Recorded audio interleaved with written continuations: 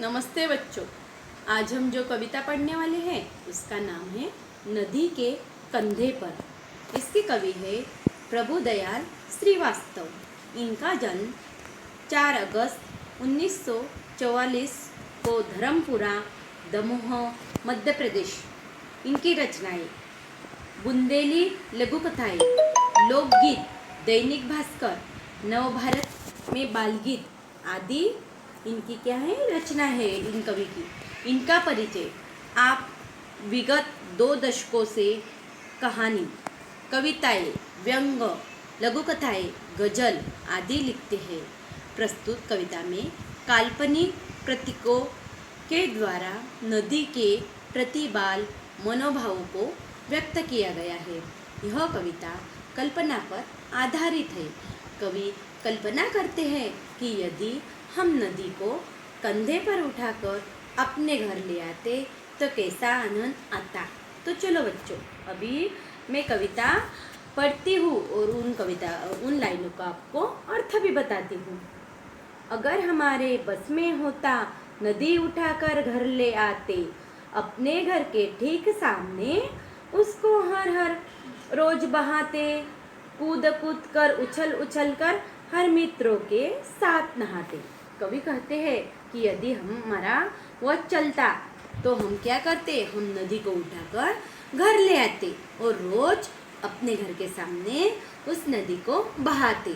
हम अपने मित्रों के साथ नदी में खूब उछलते कूदते और देर तक नहाते। इस तरह कवि बता रहे हैं। कभी तैरते कभी डूबते, इतराते गाते मस्ताते, नदी आ गई चलो नहाने, आमंत्रित सबको करवाते।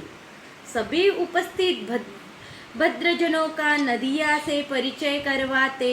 अगर हमारे मन में आता झटपट नदी पार कर जाते।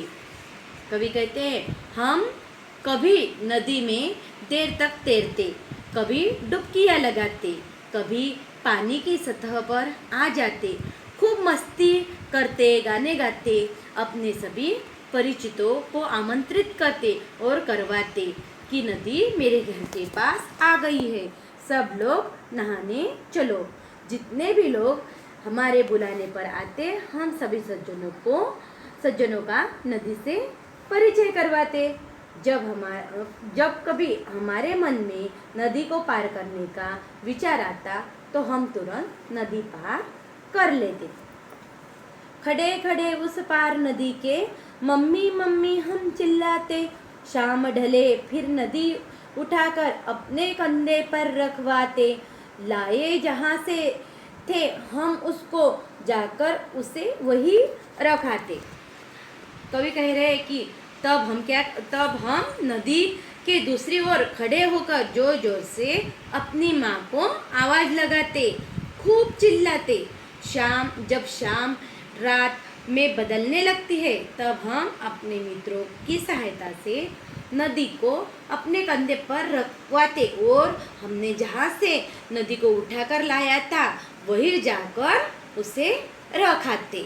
इस प्रकार कवि ने यह कल्पना के द्वारा नदी के बारे में इस कविता में बताया है कि यदि हमारा बस चलता तो हम क्या करते थे, इस नदी को उठा के अपने कंधे पर उठा के हमारे घर के सामने ले आते थे। इस तरह उन्होंने अपने बाल मन को इस कविता में व्यतीत किया है। तो बच्चों, आपको ये कविता समझ में आई होगी। अभी यह कविता मैंने आपको अर्थ के साथ बताई है। यह कविता आपको 2-3 बार पढ़कर इसका अर्थ समझ लेना है।